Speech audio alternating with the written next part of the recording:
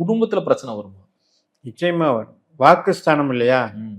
வாக்குஸ்தானத்துல ராகுவாகவே வேலை செய்யும்போது ஒரு மாதிரி போயிட்டு இருந்தாரு.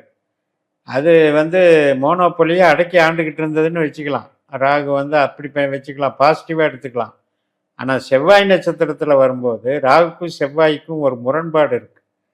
அதுல என்ன ஆகும்னா, செவ்வாய் சண்டை பிரியன்.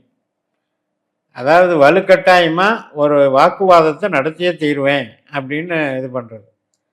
அது மாதிரி நாக்குல பாம்புங்கிறது குதர்க்கமா பேச ஆரம்பிச்சிருவோம். ம், ம். மகர ராசிக்காரங்கெல்லாம் பேச்சிலேயே அந்த குதர்க்கத்தன்மை வெளிப்படும் போது மற்றவங்கள் உறவுகள் பாதிக்கப்படும். அதாவது குடும்பத்துல பேசுறது கொஞ்சம் ஆமா, correct ஆ இப்ப பேசணும். கணவன் மனைவி பேசும்போது என்ன ஆகும்? ம், செவ்வாய் க மனைவிக்கோ அல்லது இப்ப 7ஆம் இடத்துக்கு 2ஆம் இடமா வேலை செய்யுது. ம், 8ஆம் இடங்கிறது 7ஆம் இடத்துக்கு 2ஆம் இடம். அப்ப ஹர்ட் ஆகும். ம். ஹர்ட் ஆகும்போது சாதாரணமா இவர் நினைச்சு பேசியிருக்கலாம். ஒரு குதர்க்கமா சும்மா பேசலான்னு பேசியிருக்கலாம். ஆனா அது சீரியஸா போயிடும். அதுல கொஞ்சம் கவனம் தேவை. அது போக பண விஷயத்துல கூட கொஞ்சம் ஜாக்கிரதையா தான் இருக்கும். ஏன்னா மகரத்துக்கு ஒரு சைடு குடும்பத்துல ஒரு பிரச்சனை இருந்தாலும் இன்னொரு சைடு நண்பர்கள் ரீதியா கொஞ்சம் நிறைய பாசிட்டிவ் நடக்கும். சோ அங்க எப்படிங்க இருக்கு? நண்பரா இருந்தா கூட இந்த ராகு செவ்வாயா மாறும்போது என்ன ஆகுதுன்னா, அதை பிளேட்டை திருப்பி போடுது. ம், பாதகஸ்தானம் இல்லையா? மகரத்துக்கு 11ஆம் இடம் பாதகஸ்தானம்.